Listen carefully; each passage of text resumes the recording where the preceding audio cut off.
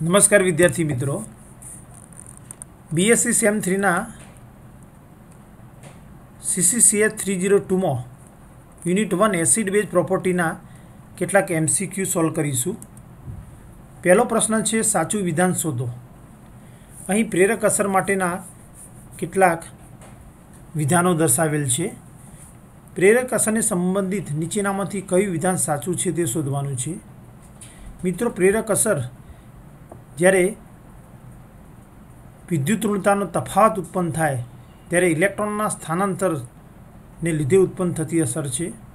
તેમાં સિગ્મા ઇલેક્ટ્રોનનું સ્થાનાંતર થાય છે અને તે દરમિયાન વધુ વિદ્યુતઋણીય પરમાણુ પર આંશિક ઋણ વીજભાર અને ઓછા વિદ્યુતઋણીય પરમાણુ પર આંશિક ધન વીજભાર ઉત્પન્ન થાય છે અને આ અસર અંતર વધવા સાથે ઘટે છે। ઓપ્શન એમાં आई असर એટલે કે પ્રેરક અસરમાં ઇલેક્ટ્રોનનું સ્થાનાંતર એક કાર્બન ઉપરથી બીજા કાર્બન ઉપર થાય છે તે વિધાન ખોટું છે, કારણ કે અહીં સિગ્મા ઇલેક્ટ્રોનનું ડિસ્પ્લેસમેન્ટ થાય છે। એક ઇલેક્ટ્રોનનું સ્થાનાંતર એક પરમાણુ પરથી બીજા પરમાણુ પર થતું નથી। બી, आई અસર સિગ્મા અને પાઈ બંને બંધોમાં જોવા મળે છે તે વિધાન પણ ખોટું છે, કારણ કે ફક્ત સિગ્મા ઇલેક્ટ્રોનનું જ સ્થાનાંતર થાય છે, પાઈ ઇલેક્ટ્રોનનું સ્થાનાંતર થતું નથી, એટલે કે સિગ્મા બંધમાં જ પ્રેરક અસર જોવા મળે છે। સી, आई અસરથી અણુમાં વીજભાર ઉત્પન્ન થતો નથી તે વિધાન પણ ખોટું છે, કારણ કે સિગ્મા ઇલેક્ટ્રોનના સ્થાનાંતરને કારણે બંધ ધ્રુવીય બને છે અને એટલે કે વીજભાર ઉત્પન્ન થાય છે। ડી, आई અસરથી આંશિક વીજભાર ઉત્પન્ન થાય છે અને તે અંતર ઉપર આધારિત છે તે વિધાન સાચું છે। પરિણામે પ્રશ્ન 1નો સાચો જવાબ છે ઓપ્શન ડી। પ્રશ્ન 2, પ્રેરક અસર માટે નીચેનામાંથી કયું વિધાન ખોટું છે? એ, તે કાયમી અસર છે। બી, અંતર વધતો ઘટે છે। ડી, તેમાં સિગ્મા ઇલેક્ટ્રોનનું સ્થાનાંતર ડિસ્પ્લેસમેન્ટ થાય છે। એટલે કે એ, બી અને ડી વિધાનો સાચા છે। સી, પાઈ ઇલેક્ટ્રોનનું વિસ્થાનીકરણ ડીલોકલાઇઝેશન થાય છે તે વિધાન ખોટું છે, કારણ કે પ્રેરક અસરમાં ફક્ત સિગ્મા ઇલેક્ટ્રોનનું સ્થાનાંતર થાય છે, પાઈ ઇલેક્ટ્રોનનું નહીં। પરિણામે ઓપ્શન સી એ પ્રેરક અસરને સંબંધિત વિધાન ખોટું છે। પરિણામે પ્રશ્ન 2નો સાચો જવાબ છે ઓપ્શન સી। પ્રશ્ન 3, નીચેનામાંથી કયો સમૂહ ધન પ્રેરક અસર એટલે કે પ્લસ आई અસર દર્શાવે છે? ઇલેક્ટ્રોન કાર્બન સાથે સમૂહનો વધુ વિદ્યુત જોડાયેલો પરમાણુ જો વધુ વિદ્યુતઋણીય હોય તો માઇનસ आई અસર જોવા મળે છે। કાર્બનિક સંયોજનમાં કાર્બન સાથે નાઇટ્રો સમૂહનો જોડાયેલો નાઇટ્રોજન વધુ વિદ્યુતઋણીય હોવાથી કાર્બન નાઇટ્રોજન વચ્ચેનું સિગ્મા ઇલેક્ટ્રોનનું સ્થાનાંતર નાઇટ્રોજન પરમાણુ તરફ થાય છે। પરિણામે NO2 સમૂહ એ ઇલેક્ટ્રોન ઘનતા ઘટાડનાર એટલે કે માઇનસ आई પ્રેરક અસર ધરાવતો સમૂહ છે। તે જ રીતે OCH3 સમૂહ જ્યારે કાર્બન સાથે જોડાયેલો હોય ત્યારે કાર્બનિક સંયોજનના કાર્બન કરતાં ઓક્સિજનની વિદ્યુત ઋણતા વધુ હોવાથી ઓક્સિજન એ ઇલેક્ટ્રોન ઘનતા ઘટાડનાર એટલે કે માઇનસ आई અસર દર્શાવતા માઇનસ आई અસર દર્શાવે છે। પરિણામે તે માઇનસ आई અસર દર્શાવતો સમૂહ છે।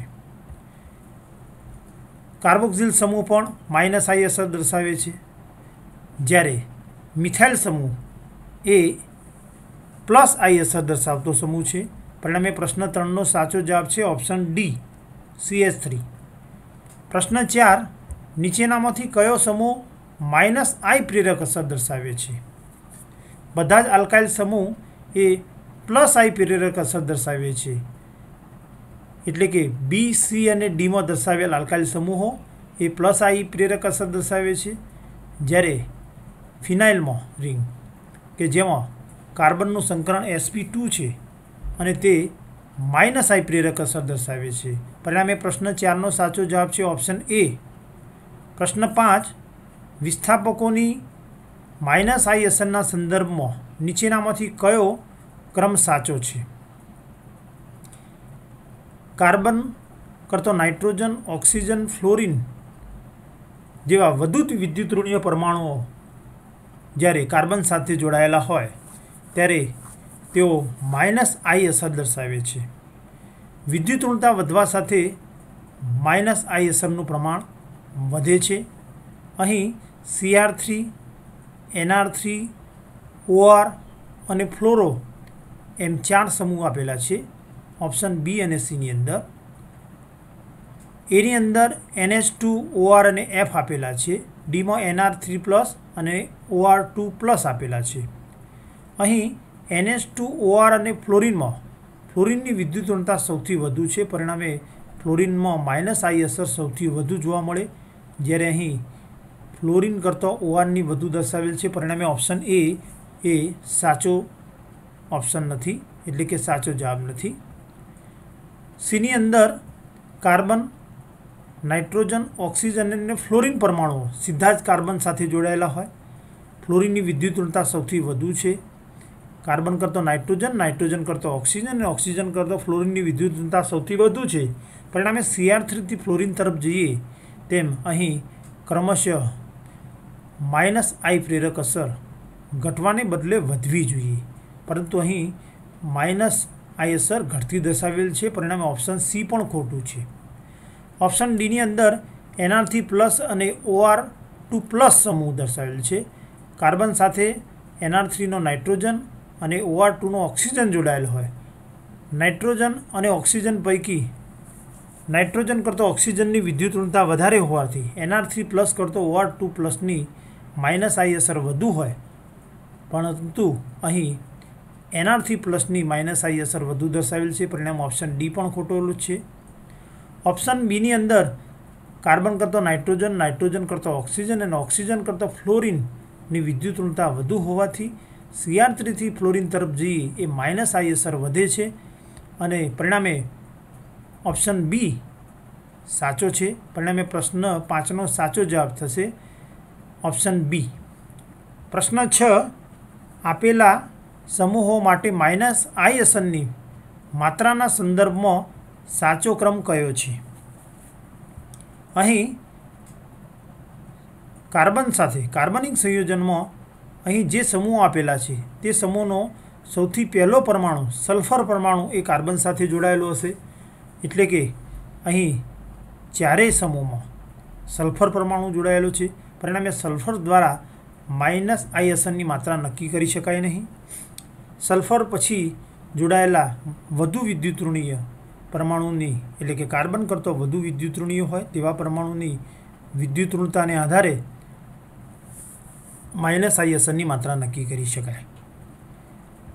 એસઆરમાં એક પણ ઓક્સિજન નથી, આલ્કાઇલ ગ્રુપ છે। SO2ની અંદર એક ઓક્સિજન છે, SO2માં 2 ઓક્સિજન પરમાણુઓ, SO3Hમાં 3 ઓક્સિજન પરમાણુ જોડાયેલા છે, પરિણામે સલ્ફર સાથે જોડાયેલા ઓક્સિજન પરમાણુની સંખ્યા વધવા સાથે માઇનસ આઈ અસરની માત્રામાં વધારો થશે, એટલે કે અહીં SR કરતો SOR કરતો SO2R અને SO2R કરતો SO3Hની અંદર માઇનસ આઈ પ્રેરક અસરની માત્રામાં વધારો થશે, પરિણામે પ્રશ્ન 6નો સાચો જવાબ છે ઓપ્શન સી।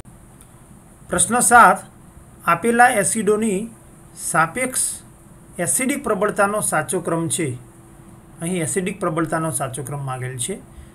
3 એસિડ આપેલ છે, HCOOH formic acid, acetic acid એટલે CH3COOH અને પ્રોપેનોઇક એસિડ એટલે કે CH3CH2COOH। અહીં કાર્બોક્સિલિક એસિડની સાપેક્ષ એસિડિકતા એ કાર્બોક્સિલિક એસિડનું જ્યારે જલીય દ્રાવણ બનાવવામાં આવે ત્યારે ઉત્પન્ન થતા કાર્બોક્સિલેટ એનાયનની સ્થિરતા પર રહેલો છે। કાર્બોક્સિલેટ એનાયન એ ઋણભારિત આયન છે અને તેની સ્થિરતા એ તેમાં હાજર રહેલ ક્રિયાશીલ સમૂહ પર રહેલો છે। અહીં ફોર્મિક એસિડ, એસેટિક એસિડ અને પ્રોપેનોઇક એસિડમાં જોઈએ તો ફોર્મિક એસિડમાં HCOOHમાં એક હાઇડ્રોજનનું જ્યારે મિથાઇલ સમૂહ વડે વિસ્થાપન કરવામાં આવે ત્યારે એસેટિક એસિડ, જ્યારે તેમાં હાઇડ્રોજનનું પ્રોપાઇલ સમૂહ વડે વિસ્થાપન કરવામાં આવે ત્યારે પ્રોપેનોઇક એસિડ બને છે। ઇલેક્ટ્રોન દાતા સમૂહની હાજરીથી કાર્બોક્સિલેટ એનાયનની સ્થિરતામાં ઘટાડો થાય છે, કારણ કે ઇલેક્ટ્રોન દાતા સમૂહની હાજરીથી ઇલેક્ટ્રોન ઘનતા વધે છે અને ઋણ વીજભાર વધતો કાર્બોક્સિલેટ એનાયનની સ્થિરતા ઘટે છે અને પરિણામે મૂળ એસિડની એસિડિક પ્રબળતામાં ઘટાડો થાય છે. એટલે કે કાર્બોક્સિલેટ એનાયનની સ્થિરતા ઘટતો પ્રક્રિયા પૂર્વગામી દિશામાં ઓછા પ્રમાણમાં થાય છે, કારણ કે કાર્બોક્સિલેટ એનાયન એ અસ્થાયી છે. પરિણામે H+ એટલે કે હાઇડ્રોનિયમ આયન ઓછા પ્રમાણમાં ઉત્પન્ન થાય છે. પરિણામે એસિડિક પ્રબળતા ઘટે છે. અહીં ફોર્મિક એસિડ ફોર્મિક એસિડમાં હાઇડ્રોજન છે, એટલે કે ઇલેક્ટ્રોન દાતા કે ઇલેક્ટ્રોન આકર્ષક સમૂહ નથી. એસેટિક એસિડમાં મિથાઇલ સમૂહ એ ઇલેક્ટ્રોન દાતા સમૂહ તરીકે વર્તે છે.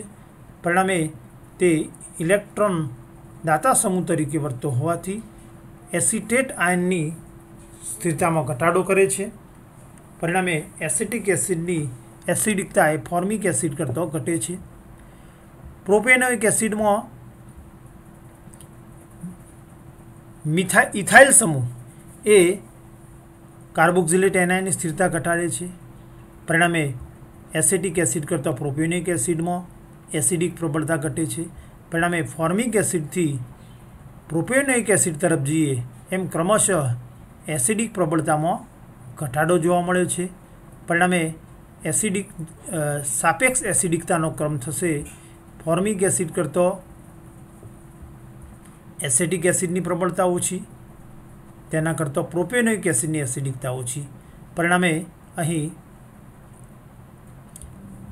પ્રશ્ન 7નો સાચો જવાબ થશે ઓપ્શન એ.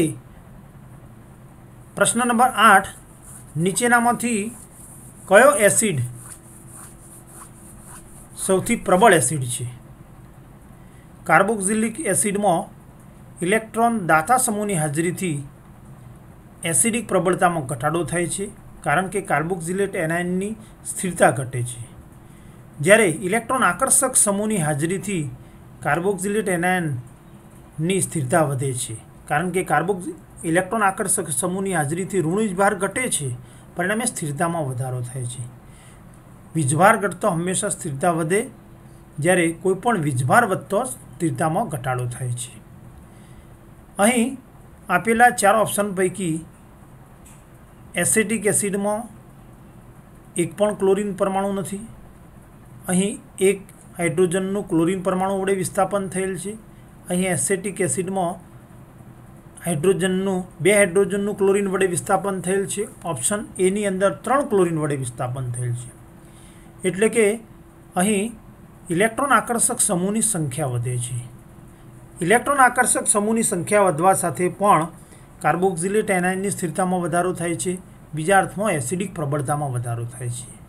પરિણામે ટ્રાયક્લોરો એસિટિક એસિડ એ સૌથી વધુ પ્રબળ એસિડ થશે, કારણ કે બી, સી અને ડીના કાર્બોક્સિલેટ એનાયનની સરખામણીમાં ઓપ્શન એમાં દર્શાવેલ ટ્રાયક્લોરો એસિટિક એસિડનો કાર્બોક્સિલેટ એનાયન સૌથી વધુ સ્થાયી હશે. પરિણામે પ્રશ્ન 8નો સાચો જવાબ છે ઓપ્શન એ.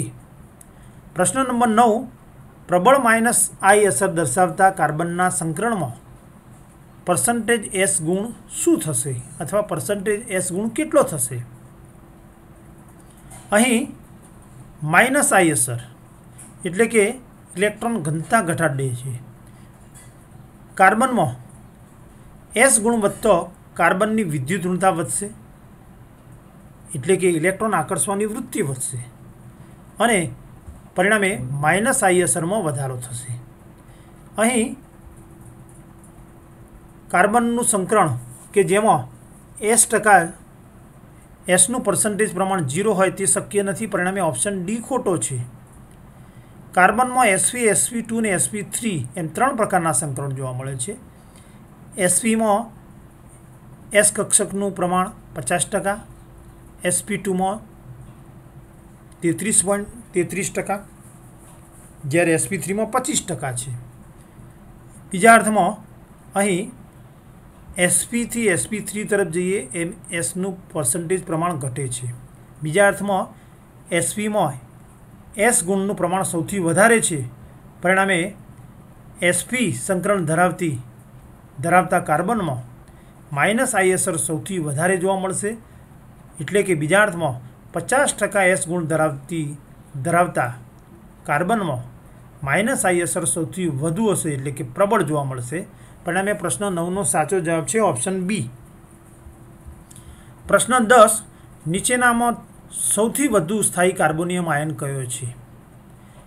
કાર્બોનિયમ આયનમાં કાર્બન ઉપર ધન વીજભાર જોવા મળે છે અને આ ધન વીજભારિત કાર્બન સાથે ઇલેક્ટ્રોન દાતા સમૂહની સંખ્યા વધતો ધન વીજભારનું પ્રમાણ ઘટે છે, એટલે કે વીજભારની માત્રા ઘટે છે અને પરિણામે કાર્બોનિયમ આયનની સ્થિરતા વધે છે.